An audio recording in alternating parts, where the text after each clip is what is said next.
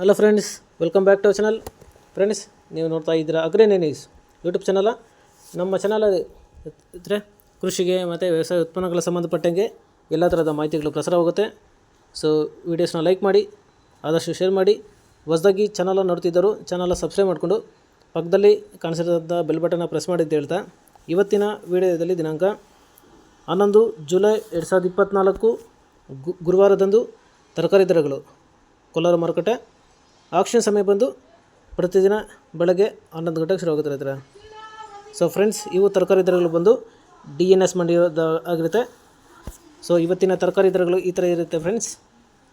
White beans 40 ರಿಂದ 50 ರೂಪಾಯಿ KG, pencil beans 70 ರಿಂದ 80 ರೂಪಾಯಿ ಕೆಜಿ, ಕ್ಯಾರೆಟ್ 30 ರಿಂದ 40 ರೂಪಾಯಿ ಕೆಜಿ,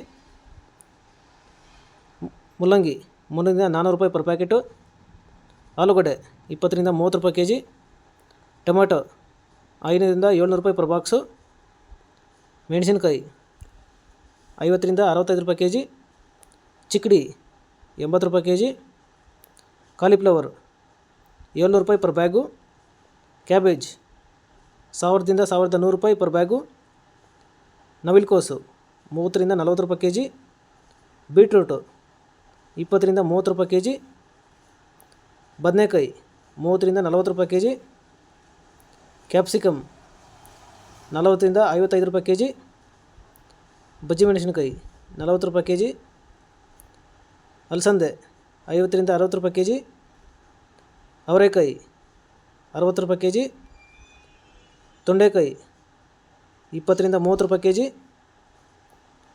ಪಡವಲಕಾಯಿ 10 ರಿಂದ 20 ರೂಪಾಯಿ ಕೆಜಿ, ಸ್ವೀಟ್ ಕಾರ್ನ್ 10 ರಿಂದ 18 ರೂಪಾಯಿ ಕೆಜಿ, ಹಾಗಲಕಾಯಿ 60 ರೂಪಾಯಿ ಕೆಜಿ, ಹೀರೆಕಾಯಿ 20 ರಿಂದ 30 ರೂಪಾಯಿ ಕೆಜಿ, ಸೋರೆಕಾಯಿ 200 ರಿಂದ 300 ರೂಪಾಯಿ ಪರ್ ಬ್ಯಾಗು, ಸೌತೆಕಾಯಿ 400 ರಿಂದ 450 ರೂಪಾಯಿ ಪರ್ ಬ್ಯಾಗು ಇರುತ್ತೆ. ಕುಂಬಳಕಾಯಿ 8 ರಿಂದ 10 ರೂಪಾಯಿ ಕೆಜಿ ಇರುತ್ತೆ.